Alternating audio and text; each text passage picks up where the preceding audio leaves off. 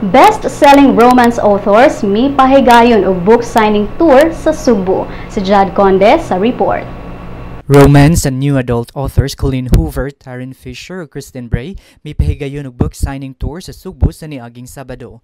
Sa one-on-one interview sa Sun.Star Online, ang best-selling authors game kaayo nga mitubag sa mga pangutana kabahin sa ilang mga libro. Malipayon ang tulo ka mga authors nga nakikinabi sa ilang mga Cebuano fans. Si Colleen ug Taryn first time sa nasod. Si Christine mibutyag nga aduna siya igsuon sa Sugbo. Si Colleen aduna nay 12 ka mga libro sukad nagsugod siya sulat 4 years ago. Si Taryn mo'y author sa Love Me With Lies series o co-founder sa usa ka fashion blog nga Cloth Caption. Ang US-based Filipino writer nga si Christine mo'y author sa Light in the World. Mapalit ang ilang mga libro sa tanang branches sa National Bookstore.